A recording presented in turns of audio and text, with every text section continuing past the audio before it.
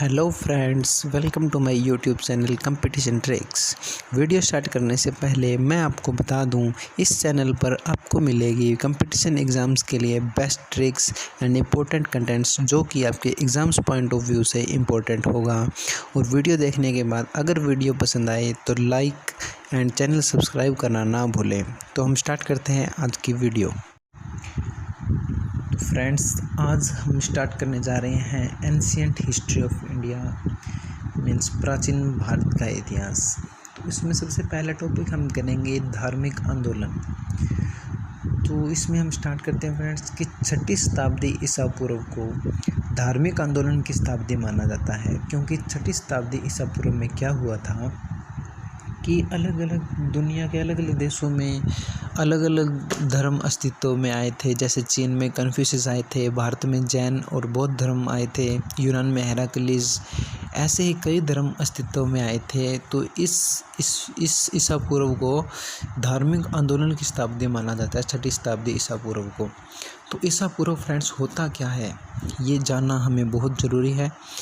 तो फ्रेंड्स, ईसा मसीह जो ईसाइयों के गुरु माने जाते हैं, या आप जो भी बोल सकते हो उनको, तो ईसा मसीह का जन्म पहली सदी में हुआ था फ्रेंड्स। तो पहली सदी से पहले के जो वर्ष थे उनको ईसा पूर्व के नाम से जाना जाता है, और पहली सदी के बाद वाले जो वर्ष हैं, जैसे अब 2022 चल रहा है, इनको ईस्वी के नाम से जाना जाता है।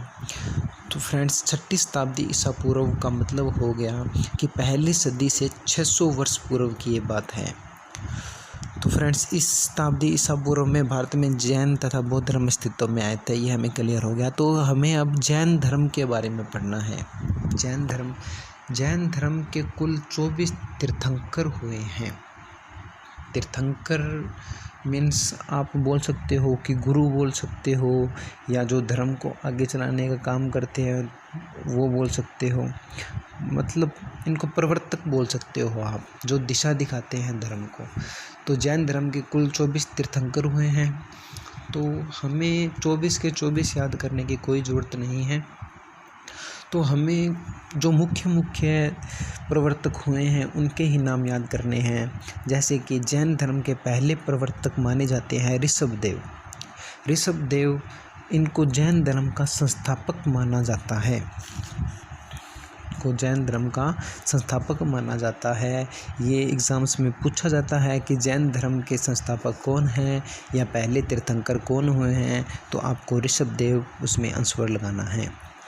तो ऐसे ही बीच में बहुत से आए तीर्थंकर, तो हमें वो ज़्यादा याद करने की ज़रूरत नहीं है, क्योंकि मैं आपको सिर्फ एग्ज़ाम्स पॉइंट ऑफ व्यू से जो इम्पोर्टेंट क्वेश्चन है वही कराऊंगा, क्योंकि ऐसे वाइड हमें इतना सिलेबस करने की कोई ज़रूरत नहीं है। जो मैं कराऊंगा पेपर एग्ज़ाम्स उसमें से ही आएगा, ये श्योर हूँ मैं। तो फ्रेंड्स, फर्स्ट के बाद हमें करना है 21 तीर्थंकर जो हुए हैं उनका नाम है नेमिनाथ, और सर 22 उनका नाम है अरिष्टनेमी। तो आगे 23वें जो तीर्थंकर हुए उनका नाम है पार्श्वनाथ जो थे वो काशी के राजा जो थे अश्वसेन, उनके पुत्र थे। और पार्श्वनाथ ने 4 सिद्धांत दिए थे ज़िंदगी के, जैन धर्म में 4 सिद्धांत दिए थे। तो फ्रेंड्स, महावीर स्वामी आगे 24वें और सबसे मुख्य प्रवर्तक माने जाते हैं जैन धर्म के। तो इनके बारे में हमें बहुत डीपली पढ़ना पड़ेगा। और फ्रेंड्स, ये मत सोचना कि इनमें से भी हम कोई इम्पोर्टेंट क्वेश्चंस निकाल लें। ये बुक में से इम्पोर्टेंट डाटा ही आपको प्रोवाइड किया जा रहा है, इससे बाहर कुछ नहीं आएगा फ्रेंड्स। तो इनको पढ़ना बहुत ज़रूरी है। तो आगे महावीर स्वामी के बारे में पढ़ते हैं फ्रेंड्स। इनके बचपन का नाम वर्धमान था, जैसे हम इनको बोलते हैं वर्धमान महावीर भी बोलते हैं इनको। तो महावीर स्वामी के बचपन का नाम वर्धमान था। इनका जन्म 540 ईसा पूर्व में हुआ था फ्रेंड्स, वैशाली के निकट हुआ था। कुंडग्राम नामक स्थान है एक, वैशाली में कुंडग्राम नामक स्थान है, वहाँ पर ज्ञात्रिक कुल में इनका जन्म हुआ था फ्रेंड्स। ठीक है, ज्ञात्रिक कुल में, कुल का नाम है ज्ञात्रिक कुल, इसमें इनका जन्म हुआ है।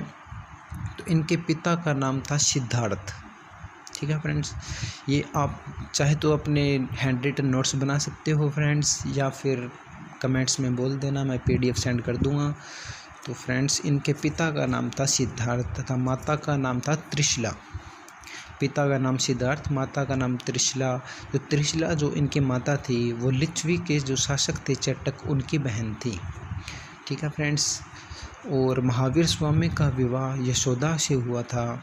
यशोदा और महावीर की एक पुत्री थी जिसका नाम प्रियदर्शनी था, और उसको अनुजा नाम से भी पुकारा जाता था फ्रेंड्स।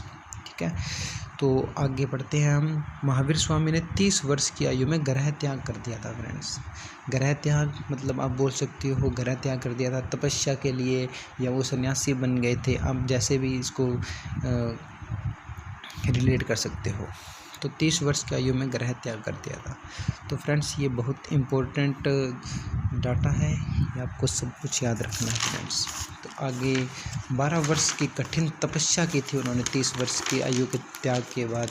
30 वर्षों की कठिन तपस्या के बाद ऋजुपालिका नदी के तट पर जरिम्बिक ग्राम में उन्हें ज्ञान प्राप्त हुआ था। ठीक है फ्रेंड्स, तो ये याद रखना, एग्ज़ाम्स में सीधे सीधे पूछा जाता है कि महावीर स्वामी ने किस वर्ष की आयु में गृह त्याग किया था। 30 वर्ष की आयु में, और उनको ज्ञान प्राप्त कहाँ हुआ था, तो ऋजुपालिका नदी के तट पर जरिम्बिक ग्राम में उन्हें ज्ञान प्राप्त हुआ था। तो ज्ञान प्राप्ति के बाद इन्हें फ्रेंड्स अलग अलग नामों से भी पुकारा गया था, अलग अलग नामों से पुकारा गया। ज्ञान प्राप्ति के बाद इन्हें जिन पुकारा गया, जिन कहकर बुलाया गया। ये सबसे इम्पोर्टेंट है फ्रेंड्स, जिन कहकर बुलाया गया। निर्ग्रंथ का मतलब होता है बंधन रहित, जिसके कोई बंधन ना हो, वो होता है निर्ग्रंथ नाम से पुकारा गया। महावीर नाम से पुकारा गया। अरहत नाम से पुकारा गया। अरहत का होता है फ्रेंड्स योग्य जो व्यक्ति होता है उसको अरहत बोला जाता है, तथा इनको कैवलिन नाम से भी पुकारा गया फ्रेंड्स। ठीक है, तो इन नामों को हमें याद रखना है। तो फ्रेंड्स, प्रथम उपदेश इन्होंने कहाँ पे दिया था? प्रथम उपदेश महावीर स्वामी ने जो दिया था वो राजगृह में दिया था, प्रथम उपदेश। और लास्ट में आते हैं फ्रेंड्स, इनकी मृत्यु कब और कहाँ हुई थी। तो फ्रेंड्स, महावीर स्वामी की मृत्यु 72 वर्ष की आयु में 468 ईसा पूर्व में पावापुरी में हुई थी। ठीक है फ्रेंड्स, 72 वर्ष की आयु में 468 ईसा पूर्व में हुई थी। तो इनका जन्म कब हुआ था? 540 ईसा पूर्व में। 540 से अगर आप बैक चलोगे 468 ईसा पूर्व तक, तो 72 वर्ष की आयु में पावापुरी में इनकी मृत्यु हुई थी।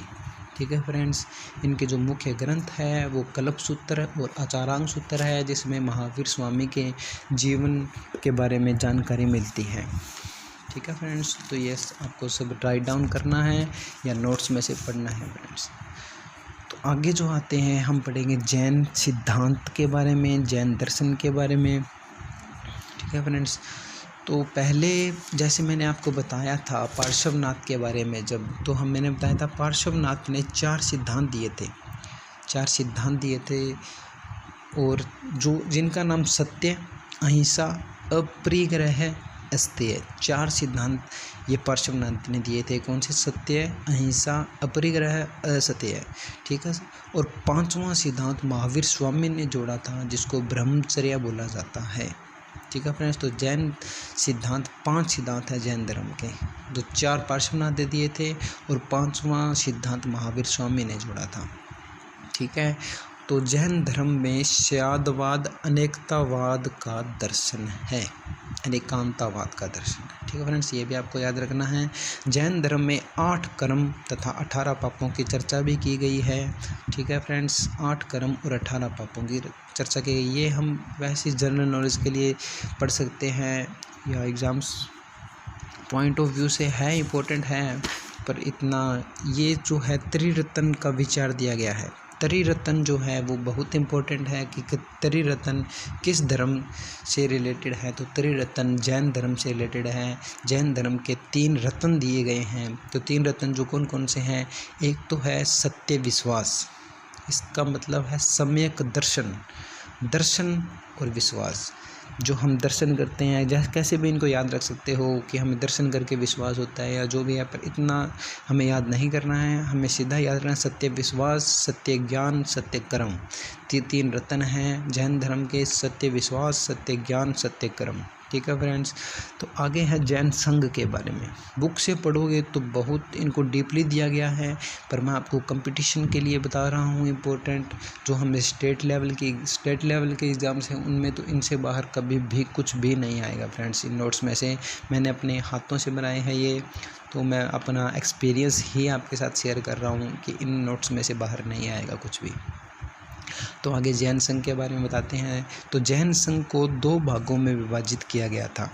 जैन संघ को 2 भागों में विभाजित किया गया था। पहला जो भाग था वो था दिगंबर और दूसरा जो भाग था वो था श्वेतांबर। ठीक है फ्रेंड्स। जो दिगंबर थे वो भद्रबाहु के समर्थक थे। भद्रबाहु और सतुलभद्र 2 थे जैन धर्म के, ये भी प्रवर्तक कर लो या जैन धर्म के ही ये माने जाते हैं। तो दिगंबर भद्रबाहु के समर्थक थे और श्वेतांबर सतुलभद्र के समर्थक थे फ्रेंड्स। दिगंबर कौन थे? दिगंबर थे ये दिशा को ही अपने वस्त्र मानते थे। मतलब दिगंबर कैटेगरी में वो लोग आते थे जो वस्त्र धारण नहीं करते थे, और ये जो दिशा होती है, डायरेक्शन होती है, नॉर्थ वेस्ट या उत्तर पश्चिम जो भी है, इसको ही अपने वस्त्र मानते थे। दूसरा जो आता है वो श्वेतांबर आता है। श्वेतांबर कैटेगरी में के लोग क्या करते थे, ये सफ़ेद वस्त्र धारण करते थे फ्रेंड्स। ये क्या करते थे? सफ़ेद वस्त्र धारण करते थे। ठीक है फ्रेंड्स, इतना ही है जैन संघ में। तो आगे हम बात करेंगे जैन धर्म ग्रंथ के बारे में। ठीक है फ्रेंड्स।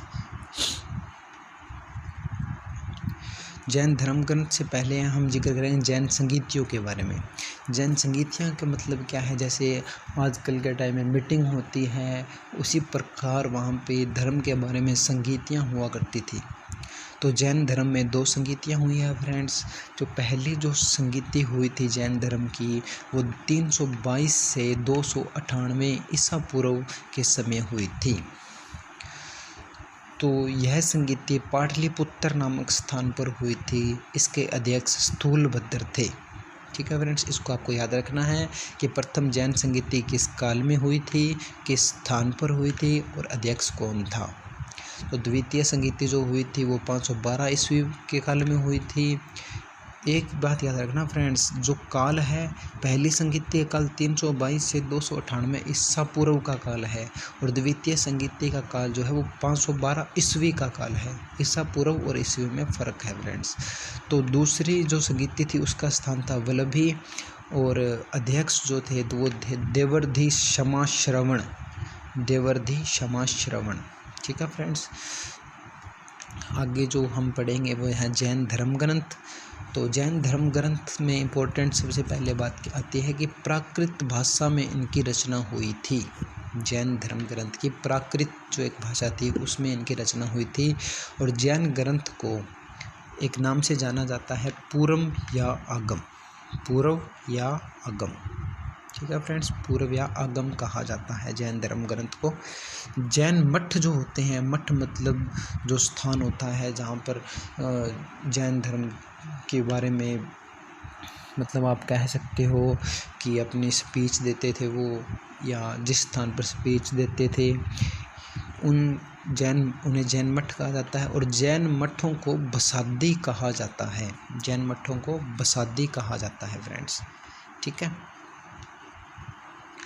तो आगे जैन तीर्थंकर थे, उनके जो प्रतीक चिन्ह थे, मेन मुख्य प्रतीक चिन्ह के बारे में हम जिक्र करेंगे। जैन धर्म के प्रतीक जो मेन तीर्थंकर थे उनके प्रतीक चिन्ह थे। जैसे पहले जो तीर्थंकर थे ऋषभदेव के जो प्रतीक चिन्ह था वो सांड था। सांड आप बोल सकते हो। ठीक है। अजीतनाथ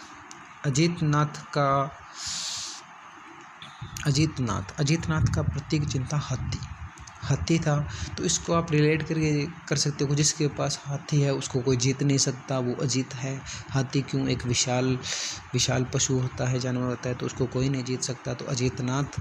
और संभववाद जो जैन तीर्थंकर थे उनका प्रतीक चिन्ह घोड़ा था। घोड़ा जिसके पास हो संभव है वो बहुत आगे निकल जाएगा। ठीक है फ्रेंड्स। नेमिनाथ शंख, नेमिनाथ का प्रतीक चिन्ह था शंख। और पार्श्वनाथ के प्रतीक चिन्ह था सांप, जिसको सर्प भी बोलते हैं। पार्श्व श की आवाज़ आती है तो श की आवाज़ से ही हम समझ सकते हैं कि सांप सर्प इनका प्रतीक चिन्ह था। महावीर का प्रतीक चिन्ह था सिंह शेर, महावीर सिंह शेर। ठीक है फ्रेंड्स। तो आगे हम जैन धर्म के बारे में यही इंपॉर्टेंट बातें थी जो आपको याद रखनी है। चाहे आप हैंड रिटन नोट्स बनाओ या मुझसे PDF लो, वो आपका फ्रेंड्स अपना नज़रिया है। बाकी मैं तो ऐसे ही बोलूँगा कि अपने हाथों से हैंड रिटन नोट्स अगर कोई बनाता है तो उसको याद रखने में बहुत आसानी होती है। तो जैन धर्म के बारे बाद में हम पढ़ेंगे बौद्ध धर्म के बारे में। बौद्ध धर्म के बारे में हम पढ़ेंगे फ्रेंड्स। तो बौद्ध धर्म के जैसे उसमें सर जैन धर्म में त्रिरत्न थे। ठीक है फ्रेंड्स। तो वैसे ही बौद्ध धर्म में भी त्रिरत्न है। बौद्ध धर्म के त्रिरत्न क्या क्या हैं? बुद्ध, धम्म और संघ। ठीक है फ्रेंड्स। बुद्ध आपको समझ सकते हो, महात्मा बुद्ध।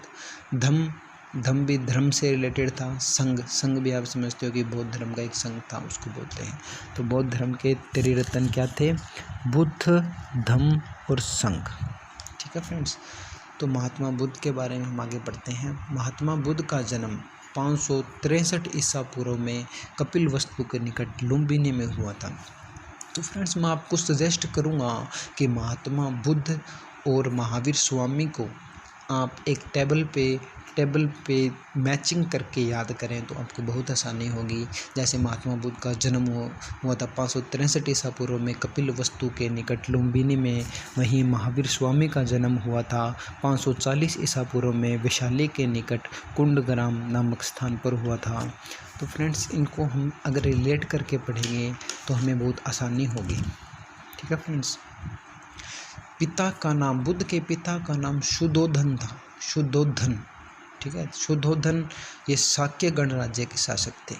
ठीक है फ्रेंड्स। पिता का नाम शुद्धोधन था। और ये फ्रेंड्स एक बीच में रह गया। बचपन का नाम महात्मा बुद्ध का था सिद्धार्थ। बचपन का नाम सिद्धार्थ। और उधर क्या था बुद्ध, अगर हम जैन धर्म की बात करें तो महावीर स्वामी के पिता का नाम सिद्धार्थ था और यहाँ पर महात्मा बुद्ध के बचपन का नाम सिद्धार्थ है। तो इसीलिए कह रहा हूँ फ्रेंड्स, आप अगर मैच करके अगर दोनों को पढ़ोगे तो आपको बहुत आसानी होगी याद करने में। तो माता का नाम, महात्मा बुद्ध की माता का नाम महामाया था। इनकी बहुत जल्दी मृत्यु हो गई थी। महात्मा बुद्ध बहुत छोटी उम्र में थे तब उनकी माता महामाया का निधन हो गया था। आगे उनकी मौसी का नाम भी दिया गया है प्रजापति गौतमी। इनका नाम इसलिए इम्पोर्टेंट हो जाता है क्योंकि महात्मा बुद्ध की माता महामाया की मृत्यु के बाद जो महात्मा बुद्ध का पालन पोषण था वो उनकी मौसी प्रजापति गौतमी ने ही किया था। और ये फ्रेंड्स बहुत एग्ज़ाम्स में देखने को मिलता है। ये मोस्ट इम्पोर्टेंट क्वेश्चन है कि महात्मा बुद्ध का पालन पोषण किसने किया था, उनका क्या नाम है? तो प्रजापति गौतमी ने। अब यहाँ पे देखते हैं फ्रेंड्स, पत्नी का नाम क्या था महात्मा बुद्ध की? यशोधरा नाम था। महात्मा बुद्ध की पत्नी का नाम क्या था? यशोधरा नाम था। अगर महावीर स्वामी से हम इसको रिलेट करेंगे तो महावीर स्वामी की पत्नी का नाम क्या था? यशोदा था। महावीर स्वामी की पत्नी का नाम यशोदा था, वहीं महात्मा बुद्ध की पत्नी का नाम यशोधरा था। तो यहाँ पर हम करेंगे महात्मा बुद्ध के पुत्र का नाम क्या था? तो राहुल था। ठीक है फ्रेंड्स। महात्मा बुद्ध के पुत्र का नाम राहुल। तो फ्रेंड्स महात्मा बुद्ध ने गृह त्याग कर दिया था 29 वर्ष की आयु में, वहीं महावीर स्वामी ने गृह त्याग किया था 30 वर्ष की आयु में। ठीक है फ्रेंड्स। तो गृह त्याग किया था 29 वर्ष की आयु में। महात्मा बुद्ध के जो विभिन्न उनके जीवन में घटनाएं हुई थी उनको अलग अलग नाम से पुकारा गया है फ्रेंड्स, अलग अलग नाम से पुकारा गया है। तो वहीं गृह त्याग की जो घटना उनके जीवन में हुई थी उसको महाभिनिष्क्रमण, जैसे मैंने लिखा हुआ है महाभिनिष्क्रमण नाम से जाना गया था उनके गृह त्याग की घटना को। ठीक है फ्रेंड्स। 29 वर्ष की आयु में उन्होंने गृह त्याग कर दिया था। तो महात्मा बुद्ध के गुरु का नाम अलार कलाम था। जो गृह त्याग की घटना हुई थी उसके बाद जो महात्मा बुद्ध के गुरु बने थे सबसे पहले गृह त्याग के बाद सर्वप्रथम जो गुरु बने थे उनका नाम है अलार कलाम। ठीक है फ्रेंड्स। और फ्रेंड्स ज्ञान प्राप्ति की बात होती है तो महात्मा बुद्ध को ज्ञान प्राप्ति हुई थी फल्गु नदी के तट पर बोध गया नामक स्थान है। बोध गया नामक स्थान में उरुवेला नाम की जगह है एक, उसमें उनको ज्ञान प्राप्ति हुई थी। ठीक है फ्रेंड्स, तो ज्ञान प्राप्ति के बाद वो बुद्ध कहलाए थे। ज्ञान प्राप्ति के बाद ही वो बुद्ध कहलाए थे। पहले उनका नाम सिद्धार्थ ही था। तो जब उनको फल्गु नदी के तट पर बोध गया नामक स्थान पर ज्ञान प्राप्ति हुई थी, उसके बाद ही वो बुद्ध कहलाए थे, महात्मा बुद्ध कहलाए थे फ्रेंड्स। ठीक है फ्रेंड्स, तो पहला जो उपदेश है महात्मा बुद्ध ने, पहला जो उपदेश है वो सारनाथ नामक जगह पर दिया था। वहीं महावीर स्वामी ने प्रथम उपदेश कहाँ दिया था आप याद करो, तो उन्होंने अपना प्रथम उपदेश राजगृह में दिया था फ्रेंड्स। ठीक है फ्रेंड्स, तो महात्मा बुद्ध ने अपना पहला प्रथम उपदेश सारनाथ में दिया था। जैसे मैंने आपको बताया था कि उनकी अलग अलग घटनाओं को जीवन की अलग नाम दिया गया है। तो गृह त्याग की घटना को महाविनिष्क्रमण, और वैसे ही प्रथम उपदेश की घटना को धर्म चक्र परिवर्तन बोला जाता है फ्रेंड्स। ठीक है, प्रथम उपदेश जो सारनाथ में दिया था तो उस घटना को, उस जीवन की उस घटना को धर्म चक्र परिवर्तन के नाम से जाना जाता है। ठीक है फ्रेंड्स, और लास्ट में आती है महात्मा बुद्ध की मृत्यु जो हुई थी वो 80 वर्ष की आयु में हुई थी। 483 ईसा पूर्व में कुशीनारा में हुई थी। जन्म हुआ था 563 ईसा पूर्व में और मृत्यु हुई थी 80 वर्ष की आयु में 483 ईसा पूर्व कुशीनारा में हुई थी। ठीक है फ्रेंड्स, तो उनकी गृह त्याग की घटना को महाविनिष्क्रमण बोला जाता है और प्रथम उपदेश को धर्म चक्र परिवर्तन बोला जाता है। वहीं उनकी मृत्यु जब हुई थी 483 ईसा पूर्व में कुशीनारा में, उसको महापरिनिर्वाण बोला जाता है। ठीक है फ्रेंड्स, तो ये हमें तीनों याद रखने हैं, महाविनिष्क्रमण, गृह त्याग, धर्म चक्र परिवर्तन, प्रथम उपदेश और महापरिनिर्वाण, मृत्यु। ये तीनों फ्रेंड्स एग्जाम्स में बहुत बार पूछे जाते हैं, तो फ्रेंड्स इनको हमें याद रखना है। तो महात्मा बुद्ध के जीवन के बारे में हमें जानने के बाद हमें जानना है बौद्ध ग्रंथ के बारे में फ्रेंड्स। बौद्ध ग्रंथ जो थे उनकी रचना पाली भाषा में हुई थी। त्रिपिटक बौद्ध ग्रंथ का एक पार्ट है त्रिपिटक बौद्ध ग्रंथ ही है फ्रेंड्स। त्रिपिटक के 3 पार्ट हैं, सुत्त पिटक, विनय पिटक, अधिधम पिटक। ये हमें फ्रेंड्स याद रखने हैं कि त्रिपिटक किसका पार्ट है, तो ये बौद्ध ग्रंथ के पार्ट है फ्रेंड्स। ठीक है फ्रेंड्स, तो मुख्य रचनाएं जो बौद्ध ग्रंथ की मुख्य रचनाएं थी वो थी दीपवंश व महावंश। ये भी मोस्ट इम्पोर्टेंट है फ्रेंड्स, मोस्ट इम्पोर्टेंट आप इसको कह सकते हो। ये जैसे जैसे आप आगे बढ़ोगे, जैसे आप एंशिएंट हिस्ट्री का आगे पार्ट पढ़ोगे तो उसमें दीपवंश महावंश का जिक्र आएगा। तो त्रिपिटक 3 थे, सुत्त पिटक, विनय पिटक, अधिधम पिटक। बौद्ध ग्रंथ के 3 पिटक थे और 2 मुख्य रचनाएं थी, दीपवंश और महावंश फ्रेंड्स। ठीक है फ्रेंड्स, ये बौद्ध ग्रंथ का पार्ट हो गया। तो हम आगे बुद्ध के जीवन के मुख्य प्रतीक के बारे में जानेंगे। बुद्ध के जीवन के मुख्य प्रतीक माने जाते हैं फ्रेंड्स। तो मुख्य प्रतीक क्या थे? जन्म के अगर हम प्रतीक की बात करें, महात्मा बुद्ध के जन्म का प्रतीक था कमल या सांड। ठीक है फ्रेंड्स, जन्म कमल या सांड। गृह त्याग, हम आपको इसको याद रख सकते हो, गृह त्याग किया था, उनके घोड़े पे चढ़ कर सवार हुए थे घर से जब उन्होंने गृह त्याग किया था। तो गृह त्याग का प्रतीक माना जाता है घोड़ा। आगे फ्रेंड्स निर्वाण है। निर्वाण मतलब जहाँ पर उनकी मृत्यु हुई थी या जो भी फ्रेंड्स आप इसको रिलेट कर सकते हो। निर्वाण जहाँ पे हुआ था वहाँ पे उन्होंने अपना पद चिन्ह छोड़ा था। तो पद चिन्ह मतलब पद का निशान या जो भी आप बोल सकते हो। तो निर्वाण का मतलब या उसका प्रतीक पद चिन्ह है। मृत्यु जब आदमी की कहीं होती है तो वहाँ पर स्तूप बनाया जाता है। जैसे अशोक ने स्तूप बनवाए थे, उसमें आगे हम हिस्ट्री पढ़ें तो उसमें जिक्र आएगा फ्रेंड्स। तो मृत्यु का प्रतीक, महात्मा बुद्ध की मृत्यु का प्रतीक है स्तूप। ठीक है फ्रेंड्स, स्तूप वहाँ पे बनाया गया जहाँ पर मृत्यु हुई थी। और ज्ञान का जो प्रतीक है, ज्ञान का प्रतीक पीपल और बोधि वृक्ष। इसका क्या मतलब है फ्रेंड्स कि क्योंकि महात्मा बुद्ध को ज्ञान प्राप्त हुआ था पीपल के वृक्ष के, बोधि वृक्ष के नीचे फ्रेंड्स।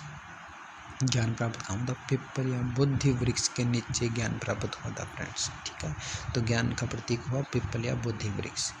आगे है फ्रेंड्स, बुद्ध के घोड़े का नाम कंथक तथा सारथी का नाम छन्न था। ये भी मोस्ट इंपॉर्टेंट है। महात्मा बुद्ध के घोड़े का नाम क्या था? कंथक तथा सारथी का क्या नाम था? छन्न था। ठीक है फ्रेंड्स, क्लियर है सब। तो आगे हम फ्रेंड्स बौद्ध संगीतियों के बारे में जान लेते हैं। जैसे जैन संगीतियाँ भी 2 थी, वैसे ही बौद्ध संगीतियाँ भी हुई थी अलग अलग शासक के टाइम, जिसके अलग अलग अध्यक्ष थे फ्रेंड्स। ठीक है, बौद्ध संगीतियाँ 4 हुई थी। प्रथम जो बौद्ध संगीति हुई थी उसका समय था 483 ईसा पूर्व में। ठीक है फ्रेंड्स, उसका टाइम क्या था? 483 ईसा पूर्व में। स्थान था राजगृह है। राजगृह नामक स्थान पर पहली जो बौद्ध संगीति हुई थी। शासक अजातशत्रु थे और अध्यक्ष महाकश्यप थे फ्रेंड्स। इनको आपको सबको नोट डाउन करना है कि पहली जो बौद्ध संगीति थी वो 483 ईसा पूर्व में हुई थी। स्थान राजगृह था। शासक अजातशत्रु था। अध्यक्ष महाकश्यप था। तो शासक वगैरह फ्रेंड्स आपको आगे चल के इनके बारे में पढ़ेंगे तो सब याद हो जाएगा, वो कोई टेंशन लेने की बात नहीं है। तो फ्रेंड्स प्रथम संगीति हुई। तो द्वितीय संगीति, इसको याद कैसे रखेंगे? प्रथम संगीति 483 ईसा पूर्व, उसके 100 साल बाद डायरेक्ट 383 ईसा पूर्व में द्वितीय संगीति हुई थी। तो उसका स्थान था वैशाली और शासक था कालाशोक और अध्यक्ष था साबक मीर। ठीक है फ्रेंड्स, तो द्वितीय संगीति 383, पहली संगीति के 100 वर्ष बाद 383 ईसा पूर्व में। स्थान वैशाली था, शासक कालाशोक था और अध्यक्ष था उसका साबक मीर।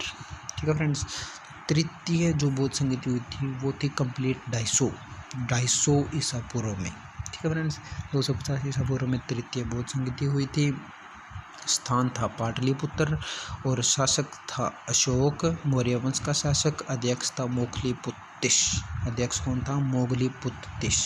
ठीक है फ्रेंड्स, तो तीसरी संगीति के बाद चतुर्थ संगीति आती है।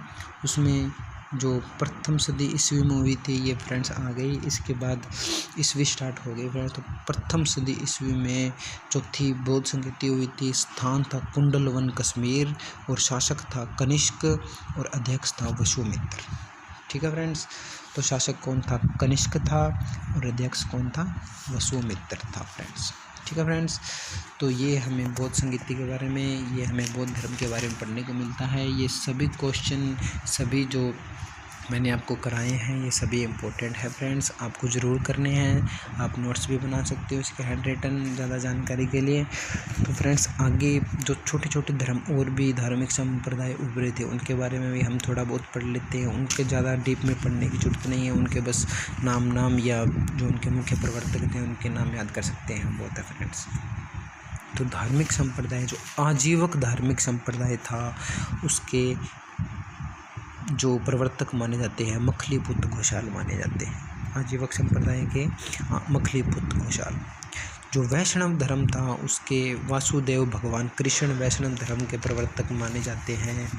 और ईसाई धर्म के जो माने जाते हैं ईसा मसीह, जो मैंने आपको बताया था पहली सदी में इनका जन्म हुआ था। इनके जन्म से पहले वाले वर्ष ईसा पूर्व के नाम से जाने जाते हैं और इनके जन्म के बाद वाले वर्ष ईस्वी के नाम से जाने जाते हैं। तो ईसाई धर्म के ईसा मसीह, ठीक है, ईसा मसीह का जन्म जेरूशलेम के निकट बेथलेहम नामक स्थान पर हुआ था और इनकी माता का नाम मैरी और पिता का नाम जोसेफ था। पर ये इतने फ्रेंड्स इतने इम्पोर्टेंट नहीं है, इसके लिए मैंने नहीं लिखा इतना सब कुछ। तो फ्रेंड्स पारसी धर्म आगे आता है। पारसी धर्म के पैगंबर ईरानी जो लोग थे वो पारसी धर्म के प्रवर्तक माने जाते हैं, या जो आप कह सकते हो पारसी धर्म इनसे ही रिलेटेड था। और इन पारसी धर्म का संकलन जो एक इनका ग्रंथ था जैन अवेस्ता नामक ग्रंथ था इनका, उसमें इनकी शिक्षाओं का संकलन है। तो फ्रेंड्स जैसे कि मैंने आपको बताया था कि अगर महावीर स्वामी और महात्मा बुद्ध दोनों को अगर हम तुलनात्मक आधार पर पढ़ें तो हमें याद रखने में ज़्यादा आसानी होगी। इसके लिए मैंने आपके लिए एक कंपैरिजन चार्ट तैयार किया है जिसमें महावीर स्वामी और महात्मा बुद्ध के जीवन की तुलना को दर्शाया गया है। तो चलिए हम स्टार्ट करते हैं। अगर हम जन्म की बात करें तो महावीर स्वामी का जन्म 540 ईसा पूर्व में विशाली के निकट कुंडग्राम में हुआ था। वहीं महात्मा बुद्ध की अगर बात करें तो उनका जन्म 563 ईसा पूर्व में कपिलवस्तु के निकट लुम्बिनी नामक स्थान पर हुआ था। मैं आपको बता दूं स्टूडेंट्स, लुम्बिनी नाम का स्थान नेपाल में है, तो महात्मा बुद्ध का जन्म नेपाल में हुआ था, लुम्बिनी नेपाल में जन्म हुआ था। तो अगर सेकंड पॉइंट की बात करें तो बचपन का नाम, महावीर स्वामी के बचपन का नाम वर्धमान था। उनको वर्धमान महावीर के नाम से भी जाना जाता है। वहीं महात्मा बुद्ध की अगर बात करें तो उनको सिद्धार्थ के नाम से जाना जाता था बचपन में।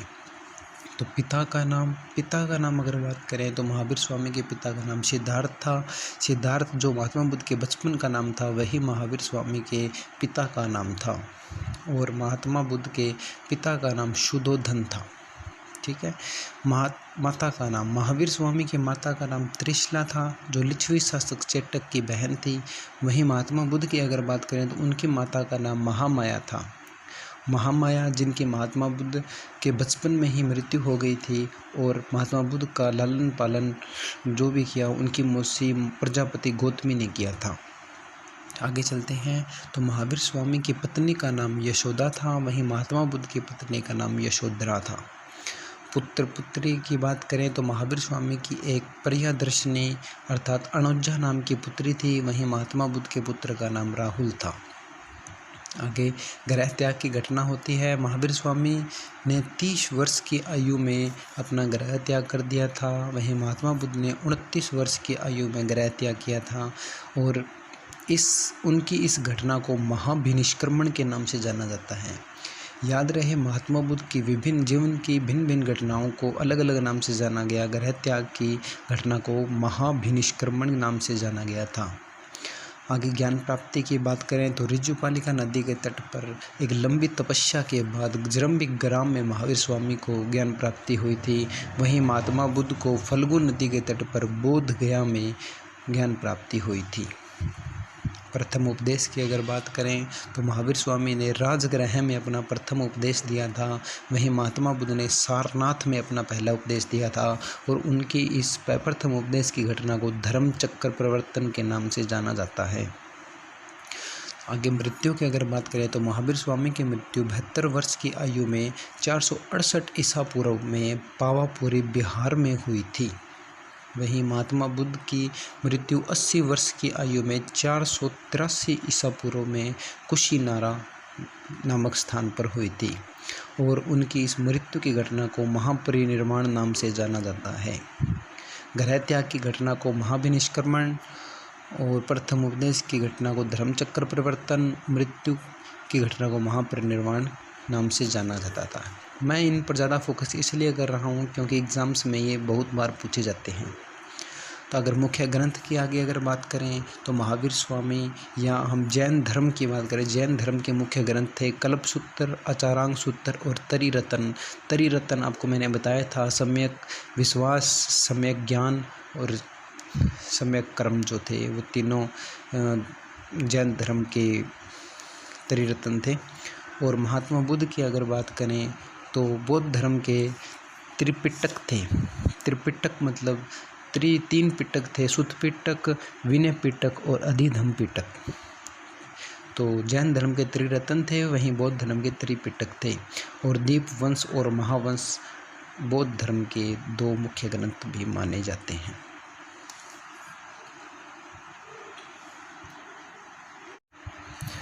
तो फ्रेंड्स, ये थी हमारी आज की वीडियो जो धार्मिक आंदोलन जैसे जैन धर्म तथा बौद्ध धर्म पर आधारित थी।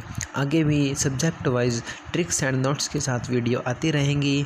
तो वीडियो आपको पसंद आई हो तो लाइक करें और चैनल सब्सक्राइब करें, जिससे आपके लिए आगे आने वाली वीडियोस मिस ना हो। Thank you, take care.